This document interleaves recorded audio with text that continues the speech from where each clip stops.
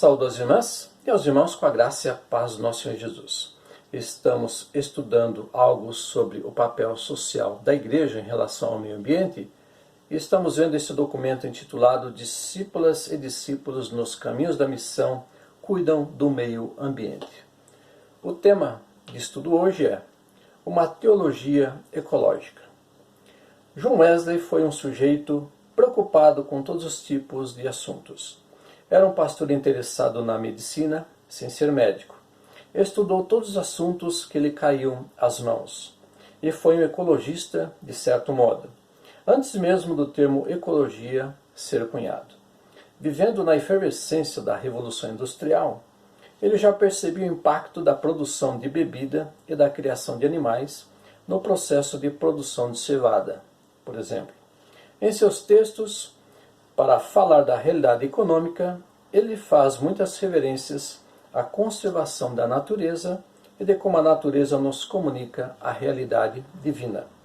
Obviamente, não era uma consciência ecológica definida e evoluída, pois os problemas eram bastante incipientes. Mas torna possível que muitos pensadores e pensadoras metodistas, na contemporaneidade, redescubram este lastro e publiquem muitos textos trazendo o tema à tona. Segundo o professor José Carlos de Souza, Wesley estava convencido de que é possível reconhecer a glória de Deus e, por analogia, alcançar algum discernimento de seus propósitos por intermédio da observação da dinâmica presente no universo. A criação é um fundamento tão importante que o nosso quadrilátero wesleyano a coloca como uma das bases da interpretação da Bíblia. Com referências nos diversos textos em que a natureza é proclamadora dos feitos de Deus, a Bíblia nos leva ao deslumbramento. Deslumbrar-se com a criação é abrir o espaço para o sobrenatural de Deus, pelo reconhecimento de sua capacidade criativa. A natureza é geradora de assombro, encanto e maravilhamento por Deus. Ela é uma fonte de fé, pois a fé também possui uma dimensão de admirar este Deus, cujo poder gera céus, terra e biodiversidade tão imponentes. Pensar nosso discipulado na perspectiva do meio ambiente faz-nos recordar a dimensão da oikomene, a casa comum. Esta casa da humanidade e de todos os animais e plantas é uma casa coletiva, na qual todos e todas nós temos responsabilidade. O povo bíblico sabia disso. O versículo que abre esta pastoral é um exemplo prático disso. As guerras por domínio humano não poderiam levar à depredação do meio ambiente. Aliás, o Pentateuco é cheio de regras que muita gente hoje interpreta como ritualísticas, apenas com a preocupação da purificação e etc. Mas possui um eco que pode muito bem ser reinterpretado numa dimensão ecológica. Os soldados deveriam sempre andar com um pauzinho entre os pertences para que, quando evacuassem ao longo das marchas, enterrassem as fezes, como atesta Deuteronômio 23, versículos 12 a 14. Quando alguém achasse um ninho de pássaros, poderia pegar os filhotes para si, mas não a mãe, impedindo a reprodução da espécie, conforme atesta Deuteronômio 22, 6. Eram leis antigas, algumas hoje, obviamente, em desuso, mas que marcam uma relação de respeito à natureza e sua preservação.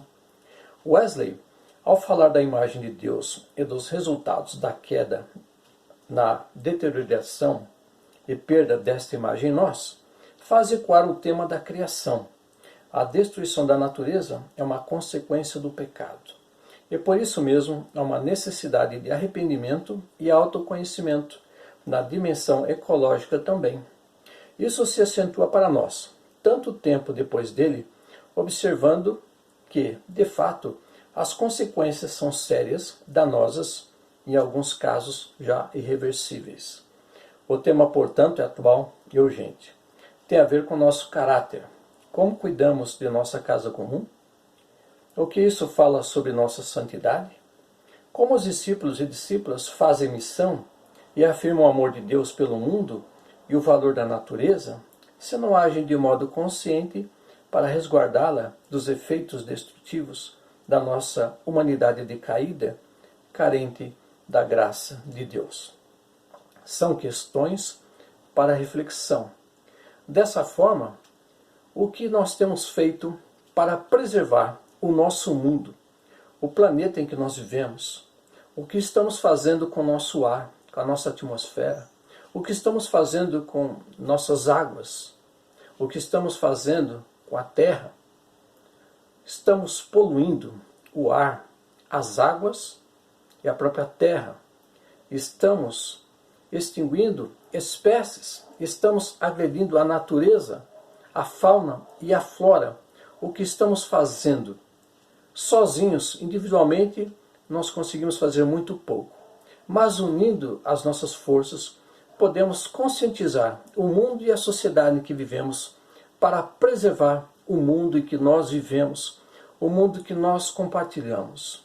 O ser humano, aves, animais, répteis, seres aquáticos, todos nós vivemos nesse mundo e precisamos cuidar dele, porque é nele que nós vivemos e é através dele que nós sobrevivemos.